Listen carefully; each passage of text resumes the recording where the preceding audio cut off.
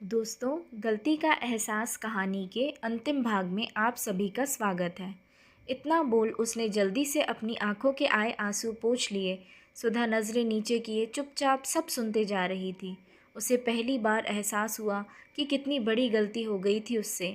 इतने में अनिकेत ने एक सुंदर सी पायल सुधा की तरफ बढ़ाते हुए कहा, सैलरी मिलते ही सबसे पहले यही खरीदी। सोचा तुम्हारी आखिरी फरमाइश पूरी कर दूं। शादी के वक्त वादा किया था 7 जन्मों तक साथ निभाऊंगा, लेकिन इसी जन्म में खुश न रख पाया। सुधा ने पायलों की ओर देखा। उसे खुद पर इतनी शर्म महसूस हुई कि कहीं गायब ही हो जाए। इतने में पापा पापा पुकारते हुए कुमुद दौड़ती हुई आई और अनिकेत की गोद में बैठ गई। अनिकेत ने उसे पुचकारते हुए कहा, कैसा है मेरा प्यारा बच्चा? आई मिस यू पापा। कुमुद खुशी से चहकते हुए बोली, आई मिस यू टू बेटा। अनिकेत ने उसे दुलारा और सुधा से बोला, तलाक के केस में बच्चे की कस्टडी का बड़ा मसला होता है, लेकिन तुम चिंता मत करना, कुमुद तुम्हारे पास ही रहेगी, क्योंकि मैं तुम्हें दुखी नहीं देख सकता। पापा मैं खेलने जाऊं? कुमुद खुश होती हुई बोली। हाँ बेटा जाओ, अनिकेत ने कहा और कुमुद दौड़कर चली गई। उसके जाने के बाद दोनों कुछ देर खामोश रहे कि इतने में ही तेज़ शोर हुआ और सभी एक तरफ कुमुद कुमुद चिल्लाते हुए भागे। अनिकेत ने पूछा, क्या हुआ? कुमुद नाले में गिर गई, मालती जी घबराई सी बोली। अनी, कुमुद को कुछ नहीं होना चाहिए, सुधा ने अनिकेत की बाह पकड़कर रोते हुए कहा। कुछ नहीं होगा हमारी बेटी को, तुम चिंता मत करो, उसने जूते उतारते हुए कहा और अगले पल नाले में उतर गया। थोड़ी देर बाद कुमुद को लेकर अनिकेत वापस निकला तो आसपास के लोगों ने उन दोनों को तुरंत पानी डालकर साफ किया।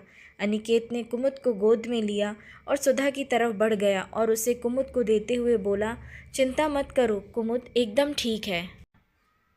नाले से एकदम सुरक्षित निकली है। तो सुधा बोली, वो ही नहीं, मैं भी नाले से निकल गई। अनिकेत बोला, मतलब? तो सुधा आगे बढ़कर कुसुम के पैर छूते हुए बोली, बहुत बड़ी गलती हो गई भाभी मुझसे, बेवकूफ़ समझकर माफ़ कर दीजिए। मैं यकीन दिलाती हूँ कि ये मेरी आखिरी गलती है। क्या कहूँ, शर्म से गड़ी जा रही हूँ। भाभी मुझे इतनी बड़ी सज़ा मत दीजिए कि आप किसी और से शादी करके अपना जीवन बर्बाद कर लें।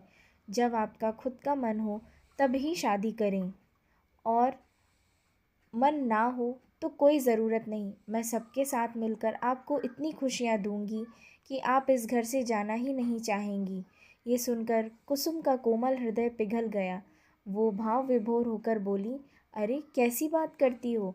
मैंने तो तुम्हें अपनी देवरानी कभी समझा ही नहीं, बल्कि अपनी बेटी माना है।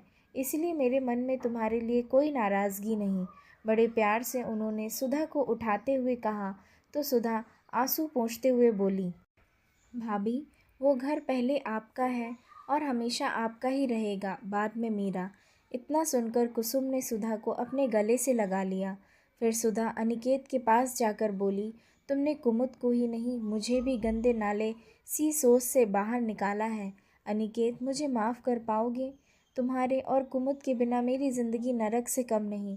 अनिकेत प्यार से उसकी ओर देखते हुए बोला, चलो अच्छा हुआ, दिवाली से पहले ही मन की सारी गंदगी साफ़ हो गई। अब खुशी खुशी त्यौहार मनेगा। ये सुनकर सभी के चेहरे पर खुशी की चमक आ गई।